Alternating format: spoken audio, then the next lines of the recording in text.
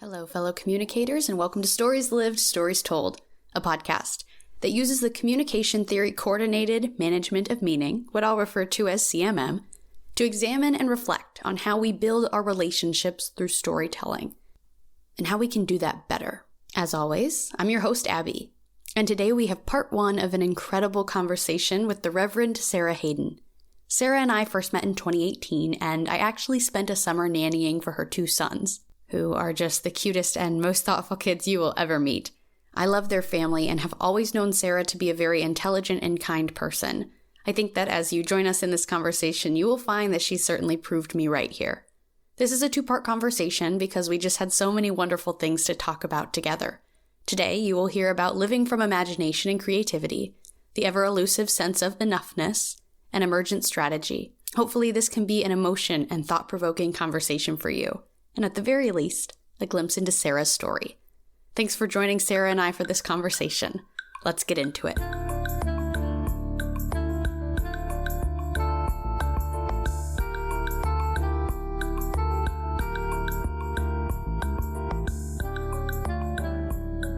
Hello, everyone. Welcome to Stories Lived, Stories Told for another conversation episode. Today, we have joining us Sara Hayden. Thank you for joining us. Hey, it's my pleasure. Thanks, Abbie. And you are Reverend Sara Hayden. Do you like going by that official title or just Sara Hayden? Oh, gosh. You can call me Sara, but yeah, Sara. I love that title. The thing about that's weird for me is that, we'll talk about all your roles later, but I know you probably first as a mother to your children, but you have many different hats you wear. Yeah, you definitely got to know our boys really well. And they still, your dog, actually, Rexy, is still their favorite animal on the planet. That's good to know. I was wondering if they'd forgotten about me yet, but as long as they remember. They loom Rex. large. Oh, yeah, you loom large. Yes. That's good. That's good. All right. So my first question I want to give a little context for. I heard this question when I was first on a call with some people that are involved with the CMM Institute. And I thought it was an incredible question. It's how are you arriving to this conversation today? Because I just feel like we don't always take into account where people are coming from, how they're greeting us or meeting us, what they're bringing to the conversation with them. But one of the people that is also another CMM person who lives in Australia pointed out to me that when she heard me ask that question in a different conversation, she thought it was like a weird question because just the language, because she pointed out that, well, if you're arriving, then you've never actually arrived. So just pointing out that it was maybe a strange question, but for us, hope you can pick up on what I'm meaning by this when I say, how are you arriving to this conversation today? Yeah, thank you for that question, because we tend in the groups that I lead to do some sort of unpacking and helping people enter the space intentionally. So I love the question. I would say for me, I am arriving energized, yet unsettled. Not by the conversation, but sure. I find myself in a time period of reflection where I'm doing more of a season of deep dive around meaning and vocation and the role of the organizations I work for in being active in the world that we're a part of now. So energized by that work, but not clear yet the way it will manifest itself. Right. Maybe it's good to be unsettled sometimes. Yeah, it's good to remind ourselves that it's good to be unsettled. Right. You have That's to tell a part yourself. of the process. Yes. Right. Yeah. Well, I'll share that I am arriving to this conversation today. Maybe the word is distracted because I am a little jet lag, having just arrived in Spain yesterday. But I'm very excited to be doing this work. And the more I've worked on the podcast, I just feel more and more grateful and amazed that this is what I get to do. And I love doing it. And so You're so good at it. Thanks, Sara. I'm bringing that energy to you and this conversation today. Thank you. And yeah, we might end up with a part 2 where Abbie gets a nap in between. Abbie gets a nap. That sounds great. Abbie has slept part 2. Yes. So what I then want to go to is, instead of me trying to say, here's my guest, here's your bio that you maybe have written or not. Here's a list of accomplishments or however you might measure that. I would like for you to tell us who you are. And the way I want to word that through the lens of CMM is, what is the story that you are telling about yourself? I want to admit that it's much easier for me to host conversations about other people than to talk about myself. Oh, yeah. So even though I'm used to speaking in front of groups as a pastor, I find it much more intimate, certainly, to find the words to talk about my own journey. I don't think that's necessarily true across the board for anyone in a particular vocation. But for me, I had to think about it like, oh gosh, Abbie's going to ask me about myself. Yeah, usually you're the one on this end of the conversation. Right. There's a vulnerability to it. And, a sense of like, once you unleash and tell the story, this precious thing about yourself is out there for people to judge or make their own meaning about. But as you said on the podcast, the depth of relationship also can come from that. Yes. So I will do it. Yeah, I think the vulnerability is a scary thing, but I think a necessary thing. I think absolutely a brave thing. Yeah. I would say, just looking back at my life, that I have always been someone who is drawn to things that don't exist yet, or types of communities that are in the process of unfolding. For example, I grew up in Kansas City. A lot of people think that's a place like surrounded by weed and empty fields. And actually, the church that I was first a part of grew out of a Sunday school classroom meeting in a cafeteria, that became a church building and large community in a field in Kansas. I was the kid who I would set up little businesses, even for my family members. Like I try to find something to sell in my bedroom and like set up a little table in the hallway. My sister would be like, oh, she's selling stuff again. That's a whole new level. I mean, I was pretty big on lemonade stands, but right in your own hallway. Right. Or like, oh, okay. I remember when I was in college studying abroad in Havana, Cuba, that a lot of my compatriots there would say like, could we do something like this? And would look to me for that. And that was just a very natural relationship that I found myself in all kinds of different communities, whether it was college or in high school, kind of standing slightly apart from a member in a community or in a clique. One of the realities of that was that I would often be friends with a lot of different people, but not necessarily have my one group. Yeah. When I was speaking with my mom, I was actually visiting my parents a couple of weeks ago and had the chance for lots of long conversations. My mom said something to me that was really significant and lovely. She actually has mild cognitive impairment. So she's kind of early in the stages of Alzheimer's, but she can remember things and communicate them on a really deep level about someone's history. And one of the things she said to me was, I had this vision when I was singing in choir. You were at the podium, which I would call a pulpit, and she normally would, but the word for her in her mind was, you were at the podium. And I saw you doing the talk, the sermon, doing the talk. And I noticed what you were doing was not just talking, but you were trying to connect people to each other. And I was like, oh my gosh, Mom, like that. When I look back at my work organizing and mobilizing, in particular, a movement of folks who were starting out new communities of faith together in really diverse ways, I see myself always trying to connect people to each other. So in the process of leading worship, which might include someone talking up front and other people just listening, and I'm kind of like sharing information, that's not the aim to me. That's not the focus. It's more about creating community and allowing people to connect deeply with each other and with the Spirit. Oh, yeah. I mean, growing up at, the church that we've both been to now, my favorite part were when I got to be a part of the conversation. Of course, as a kid, it's hard to just sit there in the pews and sit still and not super boring. Be distracted. Right. It can be. And so when you get to actually engage with a conversation, I think that's so meaningful. Yeah. It's a way that we enter in and see ourselves, our presence there. How do we choose how to contribute? And I always say to the groups that I lead, like, thank you for being here.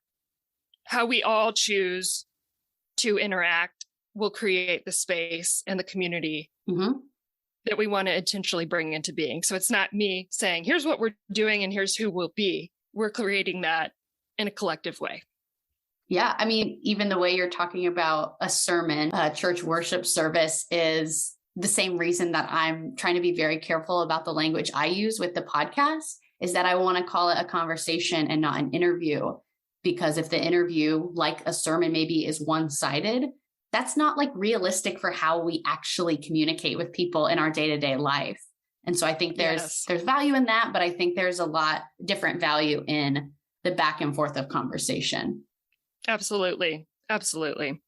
You said that in maybe some of these different groups, people turn to you to say, you know, what could we do next? And you said that that's a role you've had of looking towards things that do not yet exist. Do you feel like that's a role that other people put you in, or you kind of chose for yourself? You know, hindsight, they say, is 20/20, right? I look back and I see that being a part of early childhood for me. I remember actually being friends with someone in the neighborhood who was was the kid who was a little bit outcast. And for me, Kelsey was like the most fun person in the neighborhood. And it hit right at that developmental stage where I wasn't thwarted by, you know, the hope of popularity or something like that. It was probably like third or fourth grade. You know, it just didn't matter. And I also think that's why I wanted to study abroad in Cuba in particular, because I felt that there are certain situations in the world where, in particular communities, we're told more about how something is and expected to believe that, rather than being invited to be in a interactive relationship with it. So, for example, I studied public policy on the Helms-Burton embargo, the U.S. embargo on Cuba. And I found that all the materials I had were from U.S. policy makers. Right. I couldn't access how the Republic of Cuba felt about that, or ordinary Cuban citizens. It was like, which is an important part of the story. It's an important part of the story. Yes. And so there is that drive. To me, that is a thin place. That is a moment when I personally have chosen to do those things, when I feel, okay, I'm here for a reason.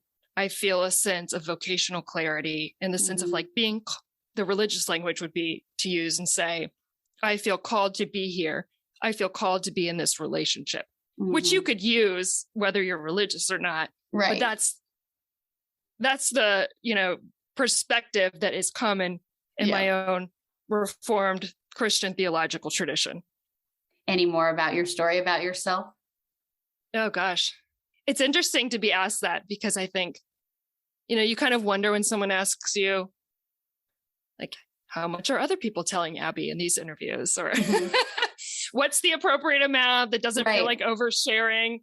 Right. Part of it is that I do think that people need to kind of earn your vulnerability or the right to hear your story. And so that's hard, because maybe our relationship is one thing, but you don't know who all's listening to this podcast. And so you don't have a specific relationship with them to trust people with your story, because it is a vulnerable thing. But I think there's no right or wrong way to do it, especially because how I word the question goes back to one of the very core points of CMM, is that there's this tension usually between our lived stories and our told stories. And it's not that that's a bad thing. It's just true that we're assigning meaning from the beginning, because what we live is going to change a little bit between what's lived and then what's told about what we live. And so I think I resonate with that a lot, because I always have put a lot of stock in what other people have told me about myself and let other people define me. But that's something I'm trying to move away from. And so what the story I'm telling about myself, that's not going to be a right story or a wrong story. It's just going to be the story that I happen to be telling about myself right now. Yeah. Yeah. I was thinking about, for me, often the story feels easier to tell if I could say today, this is the story I tell about myself, or in this season. But I think as humans, we also yearn to have the story of ourselves be a collective story of our, birth to this point now. Yeah, it's interesting to think about. Let me think. Is there anything in particular you would want to know? No, that's okay. I just wanted to give you the space to say any more since I kind of asked a couple questions leading us in a different direction. Yeah. Well, I think that's a powerful question too. Sometimes the simplest questions are the most powerful, thinking about. One of the things I do in my work is executive coaching. And a general rule ethically is to, as the coach, be speaking no more than 20% of the time. And a lot of times, the more significant follow-up questions that unlock something for someone else is to say, that's interesting. What else? Which feels like such a easy, my favorite is question. Tell me more. Tell me more. Yeah. And boy, it's fascinating what unfolds for people in that process of being listened to deeply and asked what else. But yeah, that feels like enough for me right now. Good. But I'm interested as the conversation progresses, I'm sure more will come to mind for me. Absolutely. We'll get to it because the second thing I want to ask then is, again, just from your perspective, what do you see is the story that other people are telling about you? I related when you said a moment ago, you reference telling your own story versus allowing other people to tell your story for you. And I think one of the things, having grown up in a predominantly white suburban school system, for example, that drive to create a certain report card image, a certain biographical image of yourself, I see that struggle among teens today that often manifests itself in mental health crises or depression, of this sense of you can be anything you want to be, which was a gift of my particular generation of just on the tails of Gen X, telling young women in my context. One thing I heard was, you can be anything you want to be. My mom, for example, was my sports coach in volleyball, in softball, in basketball. She was often the only woman coaching even the girls' sports at the time. And she was one of a few mothers I knew in my particular context, my particular cultural context, who worked full-time outside of the home. And I was super proud of her for that. And that was not the majority of mothers. That's the story I tell myself, I suppose. And thinking that I don't actually think that's true, but sometimes it felt that way. Yeah. And I think in those instances, what I also learned was it was okay to do things that typically girls were not doing professionally. Right. You can be the sports coach. You can be the president of the United States. The burden that comes from that, you can do anything you want to do, is that when we grow up, we find out that's not actually true. Right. Or, the pressure we might put on ourselves, those of us who grew up hearing that message, that you could do anything you want to do equals you should want to do anything you can do. Or you can do anything you want to do. You should do everything that you can possibly do. And so that incessant striving, to me, I'm in a place where I can stand back and interrogate that a little more. What did that mean? And what story do I choose to live into around that message that formed and informed a large part of my own high school, college, graduate school, and beyond experience? It feels like maybe a little bit of an overcorrection from, women being told you're not capable of this, you're not allowed to do this, to women can have it all, is the kind of, saying you can have it all implies all the things you're talking about, that you should want to have it all and you have to strive, like you were saying, rather than just having what you want to have. Yeah. And what does enough look like? And what, the deeper reflection on what enough means as a human citizen, as a community member, as a relative, as a friend. And I find much more abundance in the enoughness, in the sufficiency, and the discipline of, commitment to sufficiency, rather than just striving, one person at the top, which is a lonely place to be. Yeah. And, certainly comes with its own limitation of perspective. Yeah, I like Brene Brown a lot. And she talks about the difference between coming from a place of scarcity and a place of abundance, regardless of what you actually have. But having that perspective changes everything. Yes. I have some good friends who grew up on the continent of Africa. One friend in particular, my colleague Gad, introduced me to the Zulu philosophy of Ubuntu, which is, could be translated as I am because we are, therefore I am. And who I am must be defined in relationship to the larger community and vice versa. Therefore, I can't extract my story from the people I'm in relationship. And to do so would be, at best, a limited perspective. Right. Well, that's why I asked too, what is the story that other people are telling about you? Because I think our relationships are a big part of what define us. And like you're saying, you can't extract the story about yourself from other people's relationships to you. Yeah. It's a very interesting question for Americans, and in particular, white Americans, I think, because my perspective is that we're often taught or expected to self-differentiate rather than to see ourselves in relation to community. So I am curious to use CMM in a way that allows us to listen more deeply to the stories behind the white American story, for example, or like kind of American idealism. You're getting at it exactly, because part of CMM is pointing out and paying attention to whose stories are being told and whose are not, whose are being listened to when they are told, who have the space to tell the stories. And the name of the CMM Institute is the CMM Institute for Personal and Social Evolution.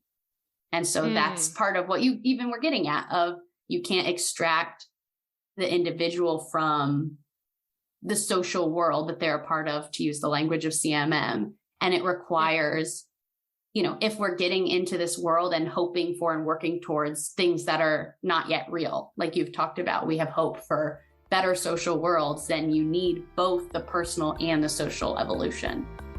Yeah, right.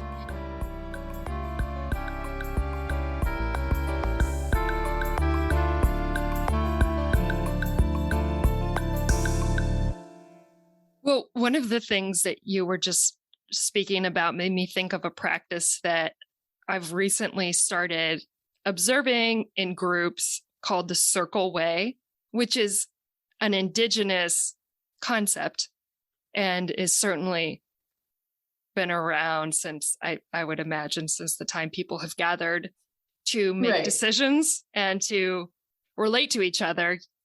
Many of us have the picture of people sitting in the evening and the twilight hours around a fire.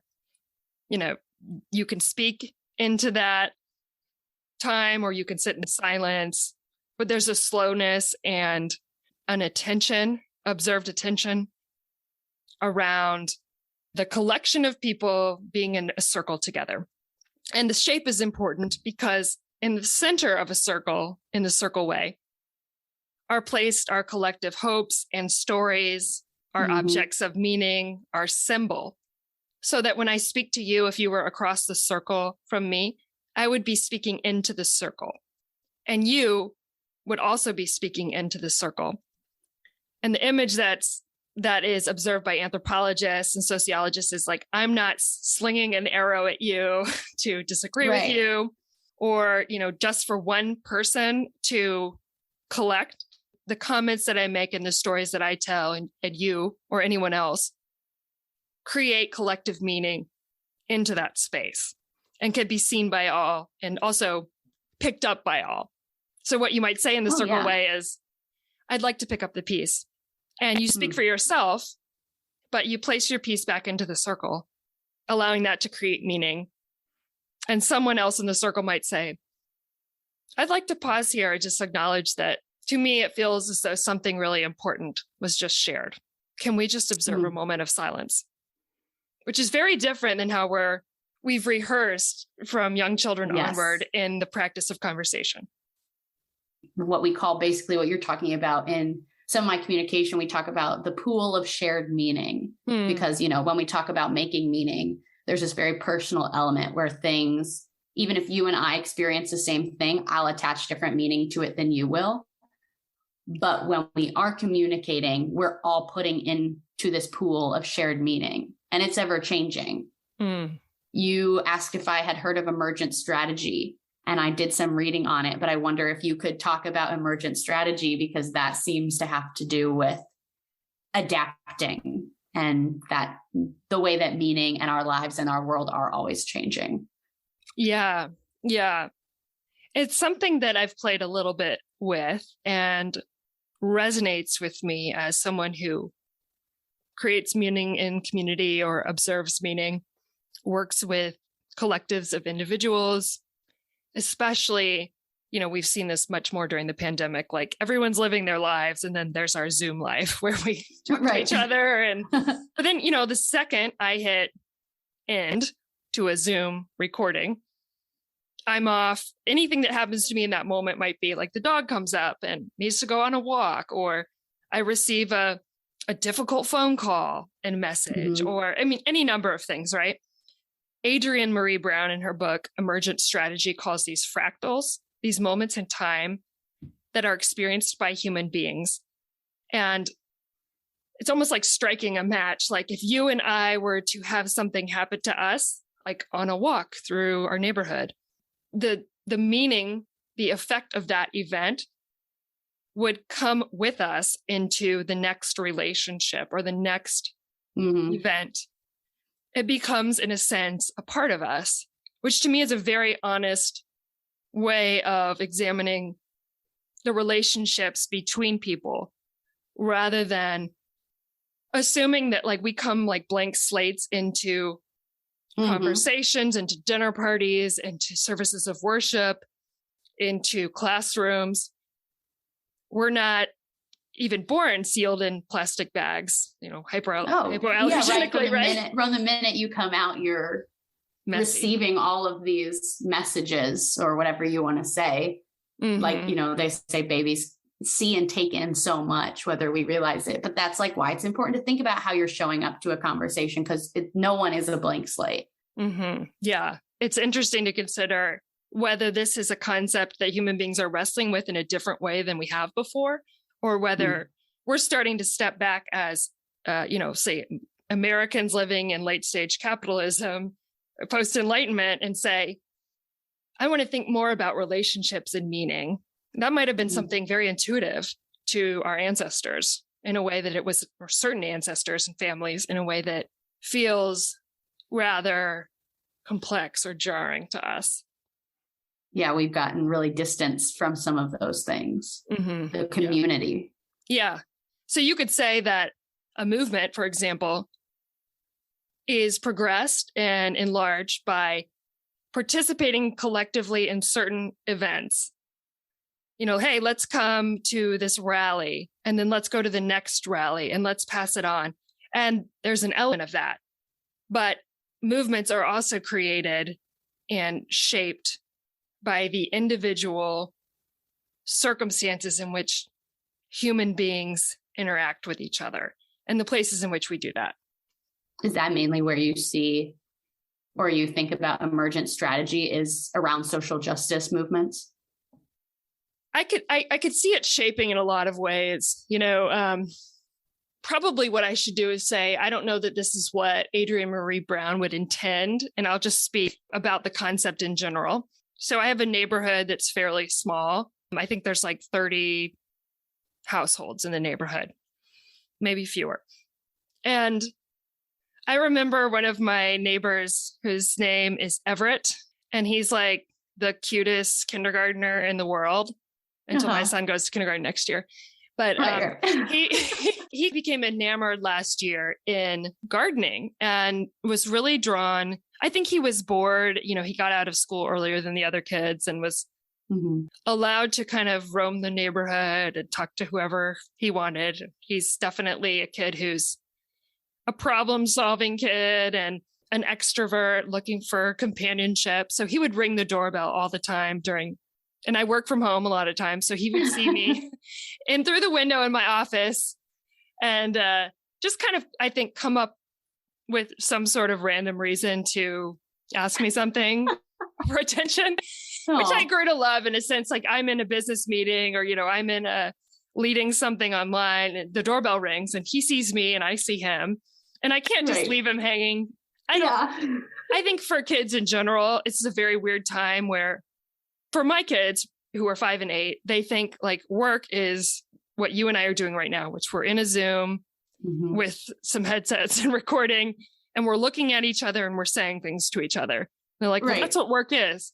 And that's in a all sense, they know. They're right. I mean, those are major activities of what I spend time doing while I'm working, but it's not the purpose of the work. It's just a modality. And for Everett, I don't think he understands that I'm working just because I have this headset on and then I'm like talking into a computer, or maybe he doesn't care, but he'd ask me things like, hey, how many more sleeps is it until Halloween? It's just hilarious. Or like, can I see the pumpkins we're growing? And, he would, with great attention, walk around the garden and help me garden sometimes. And I was just thinking about your question of emergent strategy and how it relates to social justice. It really does. Like these fractals are much smaller. The meaning making and the social progression or the change we want to see in the world is much more tangible, immediate, conversational, sort of one-offs than the large assembly people, the large assemblies that we observe together. And it's easy to think with social media or watching the news or scrolling through Instagram that this big thing that happened is going to determine our future. But I do believe it's those moments of like, how do I receive Everett when he knocks on the door? What message do I communicate to this 6-year-old when he's seeking attention? Not to say that he can always interrupt me or like, that I'm always got time for him in that moment. But I think of this like deep care and respect for my relationship with this young neighbor. Hopefully is something that he takes with him, that he realizes he and his interactions are valued and important and help shape meaning as well. So if he goes back on his little, like he has a little battery powered motorcycle, it's lime green. When he goes back on his motorcycle and like puts his helmet on, like how does he feel when he does that? And the next person he encounters, does he see himself as someone who's worthy of being seen and given attention to? Because a lot of the problems and violence we know comes from this sense of not being seen, not being wanted, not feeling valued. Yeah. I think, I keep saying this, but it's interesting to hear everything you're saying. And then for me, we're talking about the same thing, but maybe we have different language based around it, based on our, what our areas of expertise. But in CMM, at least what you're talking about is a bifurcation point of maybe there's a major event and who knows which way it's going to go. We have the choice to respond because, like you've said, we're participants. We're not observers in the social world we're a part of.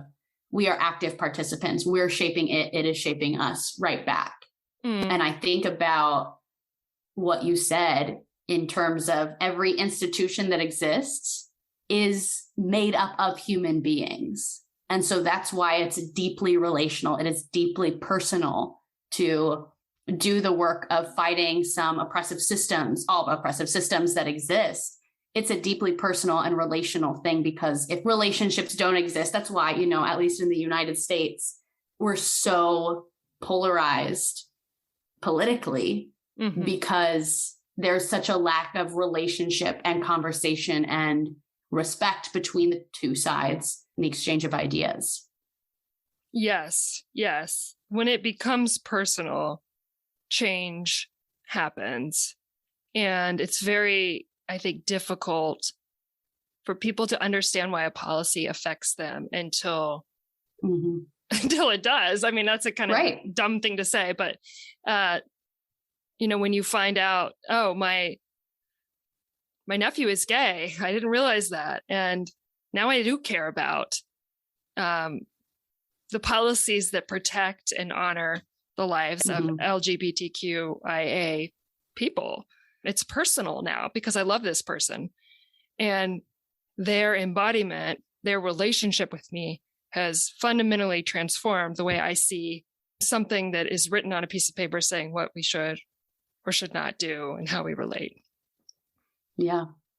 We've talked about, different people not having the space to share their stories societally, culturally, maybe their voices not being privileged. I wonder, considering all of your identities or roles, do you feel like growing up, you received messages that made you feel safe to tell your story?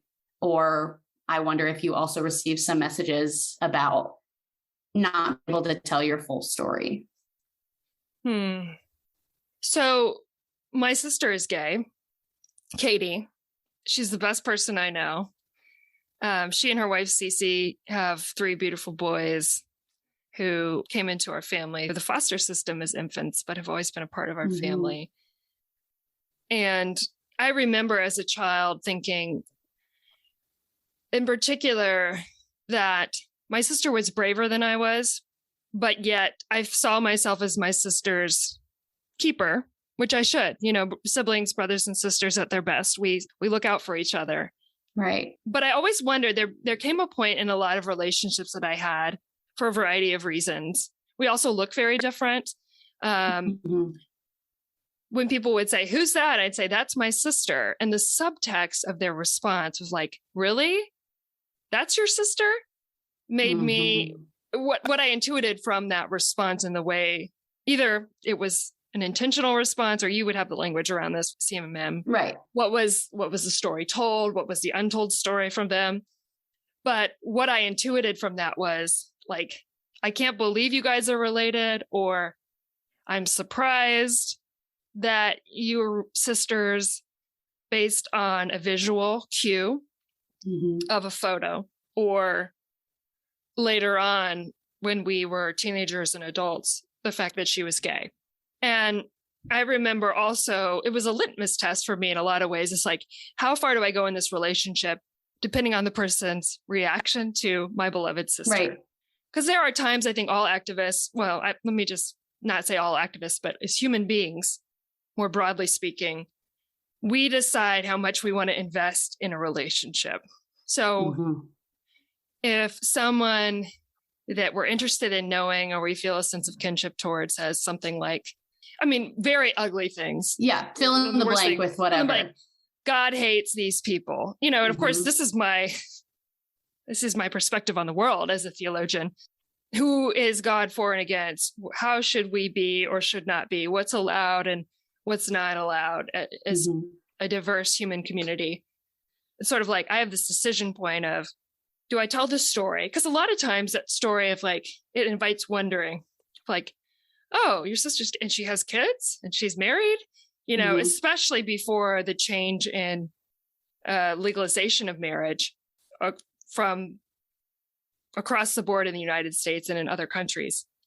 It was a very surprising thing. So those stories being told, or me telling my sister's story, but it is also my story. And I think them knowing me, I always wish that someone would know me quite deeply in a lot of ways before I shared the story. Because if I interacted with someone and had a sign that's like, my sister's gay, ask me about it, it would be one type of conversation. But if it's like someone you've spent, let's say we've been coaching basketball together for an entire semester, and they come over to my house for a party and they pick up a photo and say, "Who's this?" And I say, "Oh, that's my sister and her wife and their boys." Probably invites a different kind of conversation and hopefully a deepening of the relationship. And an acknowledgement from that person of either like, "Oh, that's great." The signifiers we receive, right? Like, this is okay with them, not unexpected, or this is new and they have questions, or you can see people sometimes trying to square like, I like this person. I know she's a pastor. I believed certain things about her because of her, right, title or ordination. And now I am perplexed. I don't understand how those things go together. Right. There's a new piece of the puzzle. Mm-hmm. They don't know where to put it. Mm-hmm. Everything you're saying to me, I feel like I'm hearing through the lens of expectations, because not to say that people shouldn't have any expectations, but it's again about letting things emerge and adapting and letting yourself go with the flow of the social world that you're in, because maybe people don't have the expectation that your sister is gay. That's just not something they knew about you, whether they thought about it or not at all. But what is normative and what's not normative? Exactly. Right. And so it's then up to them to, even if it's unexpected for everyone across the board, you could respond with like a kind curiosity. Because you could say, oh, your sister's gay, or, oh, your sister's gay, like just a new piece of information. And you keep moving right along. When you're so stuck in your expectations is when you're not able to do that. Yeah. And I feel like that's maybe where some people are coming from. And I think I would react the same way, that it is a good marker almost of, okay, if you're not able to move through this new piece of information, or you have your own thoughts about whether it's quote unquote right or wrong, then that's maybe telling of the kind of person they are, the kind of relationship you might be able to have with them or not. Mm-hmm. Yeah, the intention, I think, in some ways behind the emergent strategy piece is that that person might hear that first from me and walk away quizzically, or it's like wake up in the middle of the night thinking like, that makes me uncomfortable, or I don't understand this, or I'm angry, or pondering different things. The next time it happens, or in a different way, in a different situation, they are putting these pieces together that inform the way they relate to the world. And I think there's ways in which we can use language to help people like boundary their behavior, obviously. I'm curious what you think about this, Abbie, because it came to mind for me. Can I tell a story? Please. Okay. So one of the first jobs I had as a minister was working as a chaplain in a hospital, which had a trauma hospital, but also had long-term acute care facilities. And I would go be called into situations to respond to, but also visit staff and patients and their families on a regular basis. One of the situations that occurred, this is probably 16 years ago, I still remember it. A caregiver spouse of a patient who was evidently brought to the emergency room due to a situation of domestic violence was removed from the hospital against medical orders. They call that AMA by the spouse. The spouse told the person who was expecting a child at the time, we're leaving, you got to get out of here. And the staff was, of course, reeling from this situation in particular. How could we have better prevented the violence against this patient, protected them and their rights, knowing that there was a very precarious situation in terms of how that communication happened. Ultimately, they left, and we don't know, how their situation was treated and what kind of support she had as a patient or as someone healing from something. I remember a couple of weeks ago seeing a sign at a different hospital in a different city. This is 15 years later. So I was visiting my dad who was having a surgery. And on the wall of the inpatient unit was a sign that said, "A safe place for healing. We have zero tolerance for violence. The University of Kansas health system is committed to providing a safe environment for patients, visitors, and staff. We will not tolerate violent or aggressive behavior of any kind, including," and they list several things, including some of the things that I had observed 15 years ago as a chaplain in another major medical facility. If necessary, we will notify the police, and this may result in prosecution. Thank you for your respect.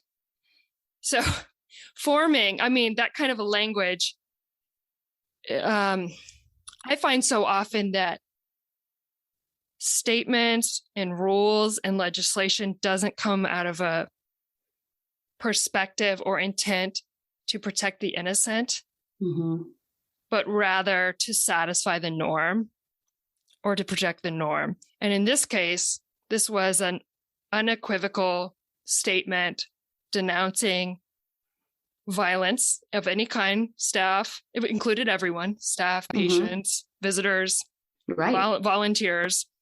But it also left me with a lot of hope in general about how we as institutions and communities might use language to help people imagine a better way forward.